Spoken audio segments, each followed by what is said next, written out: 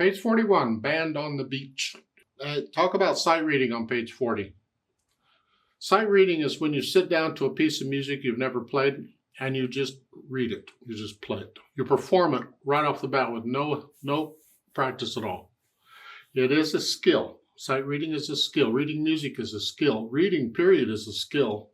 And like any skill, the more you do it, the better you'll get at it. The steps I go through when I sight read are the same steps I go through when I study a piece, tear it apart. It's just that I'm doing all the steps pretty much at one time, more or less. I look it over, clef signs, key signature, time signature, and all that, and how long is it and all that before I start. And then I'm doing the notes, the rhythm, the articulation, and the dynamics all at the same time. Now, if it's a hard piece or a little too hard to sight read, I'll sight read one hand at a time. That's good practice too. Just make sure you don't favor one hand over the other. You need to do both hands. So if you're right-handed and you're good with the right hand, maybe you need to do more sight reading in the left hand. I don't know. It's personal. These things, the first one, A, they're all lettered. A is just here, 3/8 time. 1, 2, 3, 1, 2, 3, 1, 2, 3, 1, 2, 3. It's up here. 1, 2, 3, 1, 2, 3, 1, 2. And as far as the speed, that's up to you. Whatever. Just keep it steady, no hesitations if you can help it. And the second one, it's bass clef, you're down here. So really, I guess for now, what we're doing is if it's treble clef, we're going to use the right hand. If it's bass clef, we're going to use the left. You don't have to. You could, whichever. But it's just 4/4 time. 1, 2, 3, 4. 1, 2, 3, 4. Okay. The third one, we got both hands, but one hand at a time. 1 and 2 and 1 and 2 and 1 and 2 and.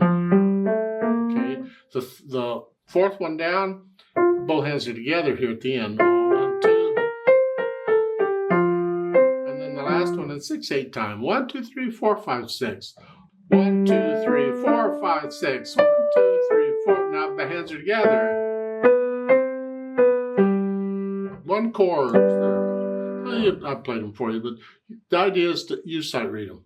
If you have another book around that's really starter music, beginner music, you can use that for sight reading to practice. Now let's talk about this band on the beach thingy. They're talking about a key signature. I've already explained key signatures. You got to understand key signatures in music. We've been using them. Haven't we been using them? Have we not been using key signatures? I can't remember what we've been using. However, they're presenting it. So the key signature is between the clef sign and the time signature. In music, they're always in the same order. And I can remember the order by using the alphabet. They're in alphabetical order. Clef sign is a C. Then key signature, that's a K, and then time signature is a T, so it's CKT, in that order. If there's nothing there, you look at Band on the Beach, you have a clef sign and a time signature, and there's nothing in between them. That means the key signature is empty. It's still there, it's just empty. It means there's no sharps or flats, so it's either in C major or A minor, because they have no sharps or flats. And then you go and look at the end of the piece, wherever it is, because most pieces will end on their one chord. Now, they don't have to. You can't always rely on it. But in this case, it's like here. End of the second line is the end of it. It's a C chord. It's a one chord in the key of C, so probably in C major. Doesn't matter. When I go do the scales and arpeggios for it, though, I'm going to do it by key signature. So I'm going to do the C major and A minor stuff, both. Now, let's look this over. It's 4 lines of music long. It's longer than that, but there's only 4 lines of music. Treble bass clef, we already know it's in the key of C major in 4/4 time. The hands, for the most part, are only playing one hand at a time, so I'm going to talk about both hands together. You're starting left hand here in C position, I guess, and the right hand is 3 and 4 here, and that puts you in D position. I don't care. It's just that's where it is. So 1 and 2 and 3 and 4 and if that throws you, then take out that tie and play all those notes. 1 and 2 and 3. 1 and 2 and 1 and 2 and 3. Then when you can get that, put the tie in. Just hold on to it. 1 and 2 and 3. Rest. 1 and 2 and 3 and 4. 1, 2, 3 and 4. 1 and 2 and 3. See, the first eighth note's on 3. It's tied. 3 and 4 and. And again, if it throws you, take out the tie. 1 and 2 and 3 and 4 and. And then when you can do that okay, you put the tie, just hang on to it. 1 and 2 and 3 and 4. 1 and 2 and. Okay. End of the second line, the left hand needs to come up. You got rest, you got time. Just here, 1. I would prefer not to do that. You can, there's nothing wrong with it. I just prefer not to. I want to use 2 and 3, so I'm not using thumb on both. That's just, I do it out of habit. 1. I think that's a better fingering than this. Yeah. Now, and measure 9 is just a C major scale. Just do the scale. 1. Hand's got to come up now. Somewhere in there, it's got to be ready. Now scale. 1 and 2 and rest. Oh, measure 12. 1 and 2 and 3 comes up on 3. 1 and 2 and 3 and 4. And you do it again. Whoa, they changed the rhythm. Measure 13. 1 and 2 and 3 and. They change the rhythm. Don't put this together. Same thing, 1 and 2. They change the rhythm. The last measure at the bottom, 1. During the rest, come down. 1. Okay.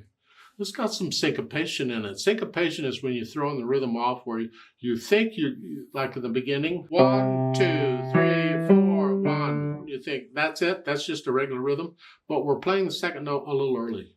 1, 2. We're not playing it on 3, we're playing a little bit before 3 or a little bit after 2, whichever. 1, 2, 3.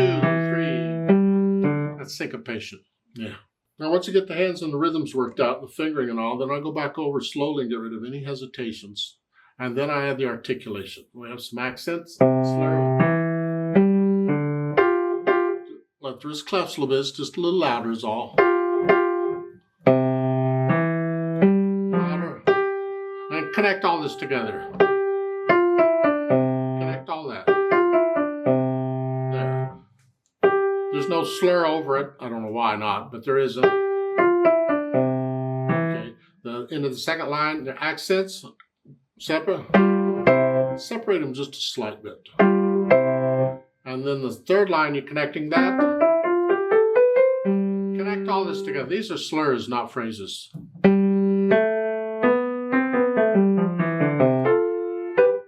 So I connect that whole line together, and at the end, the last measure there, on measure 12, staccato. Come on, bump. 1 and 2 end.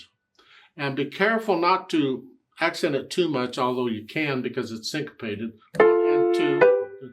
Yeah. Stop. Yeah. So add the articulation. Then the dynamics. It kind of applies to both hands here. The melody's just all over the place. Moderately loud, mezzo forte, whatever you think. That makes the accented notes loud. It takes it up a notch.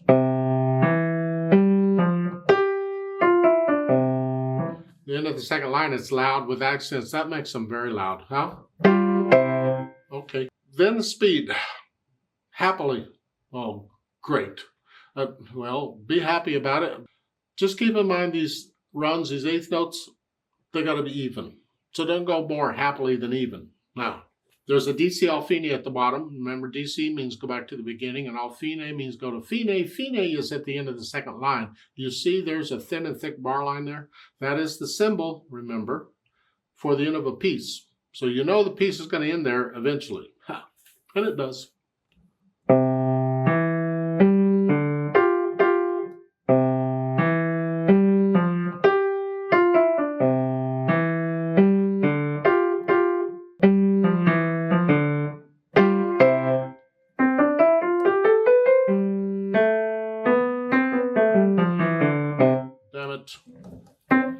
I wanted to mention, I forgot.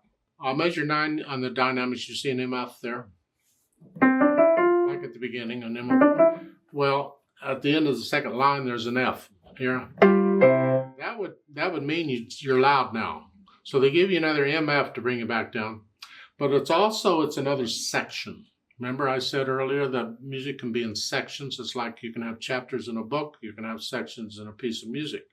If you look at the last line at the end, there's a double bar line. That's the symbol for the end of a section. And you're going from one section to another section.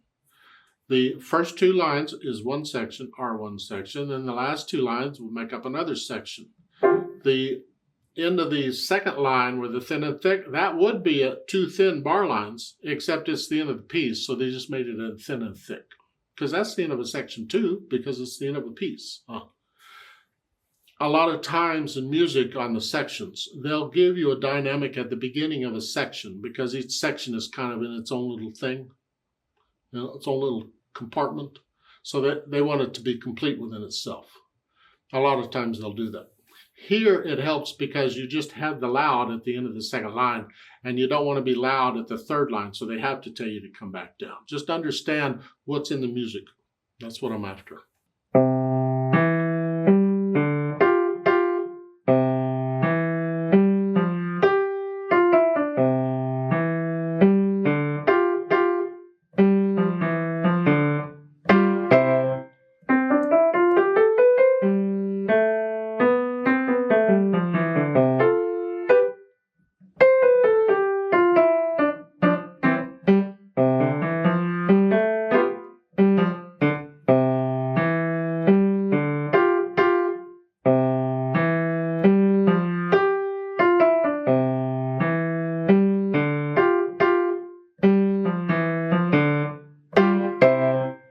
To go that fast. You take it at your speed. It's up to you. How fast can you play the runs? All those. How fast can you do that evenly and accurately? And that's going to be your speed for now. Remember the natural accents in 4/4 time is 1, 2, 3, 4. It's important you feel these, especially when you have runs going. You got to feel them. So it's like 1 and 2 and the accent in up. You can, it's syncopated, you can accent it. 1 and.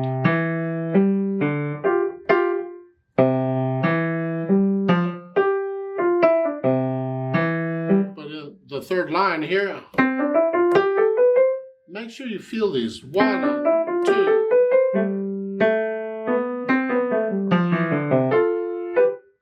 Feel these natural accents all the way through as you're playing these things.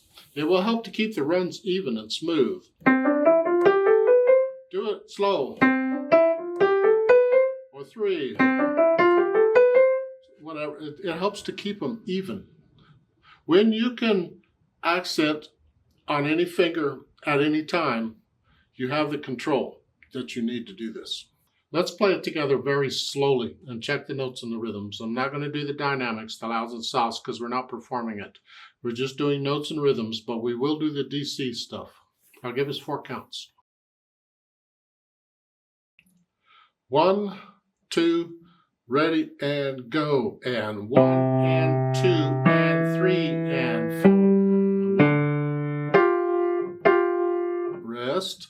1 and 2 and 3 and 4. And 1 and 2 and 3 and 1 and 2.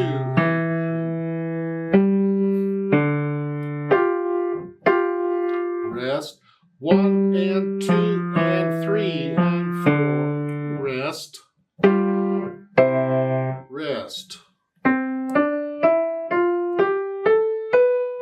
1 and 2 and 3 and 4 and 1 and 2 and 3 and 4 and 3 and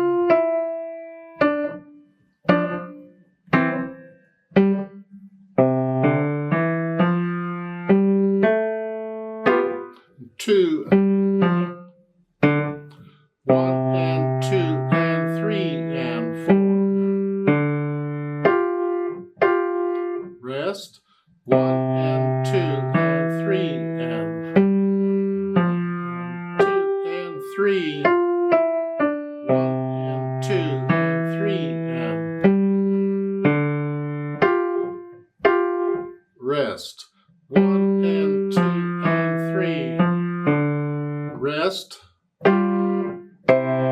rest.